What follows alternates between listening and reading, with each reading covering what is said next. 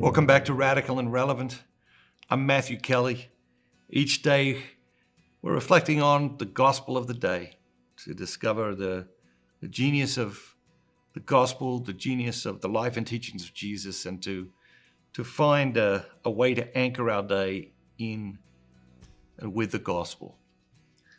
Today's reading is about a storm, and we all experience storms in our lives, and we don't know when the next storm is coming, but we do know a next storm is coming.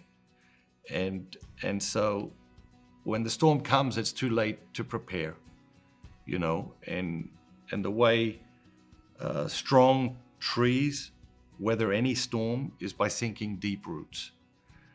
And one of the deep roots you're sinking into your life is to reflect on the gospel each day. That's a deep root of wisdom to sink into your life. And a tree with strong roots can weather any storm.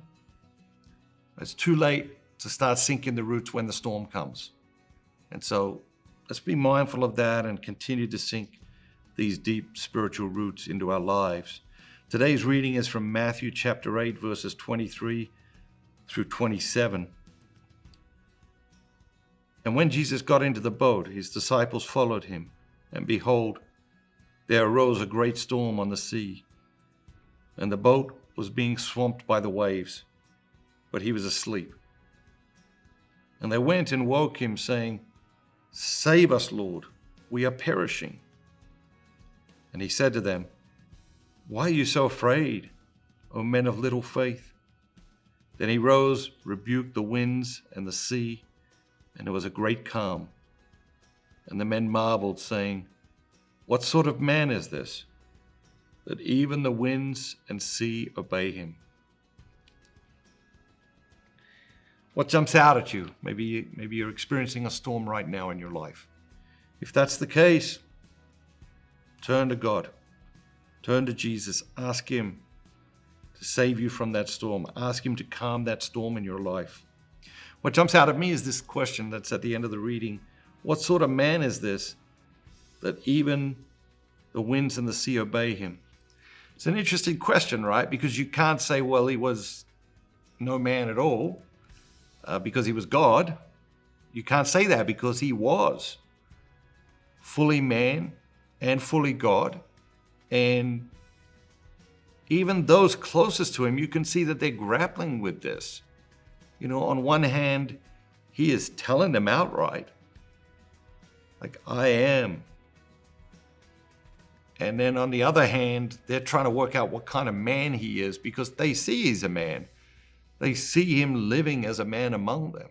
And so you can imagine the confusion. But the two words that really jump out at me is great calm. Such a need for that in our lives.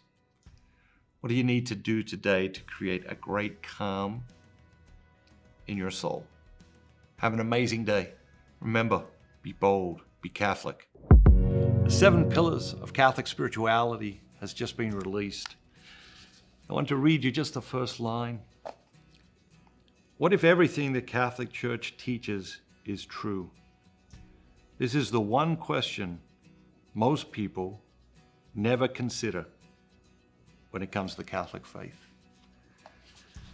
The 7 Pillars transformed my life when I was a teenager. When I was 15 years old. A spiritual mentor entered my life and taught me about the 7 Pillars, challenged me to ingrain them into my life as habits, and I would not be sitting here today if it were not for the 7 Pillars of Catholic Spirituality. They are ancient habits that are ever new, that are ever relevant, that are ever willing to transform our lives if we're willing to embrace them. The question is, are we willing to embrace them? And that's my challenge to you today. Wherever you are in your journey, maybe you've practiced the 7 Pillars for a long time, discover them anew, enter into them at a new level, at a new depth, with new commitment. Have a great day. Enjoy the 7 Pillars of Catholic Spirituality. And remember, be bold, be Catholic.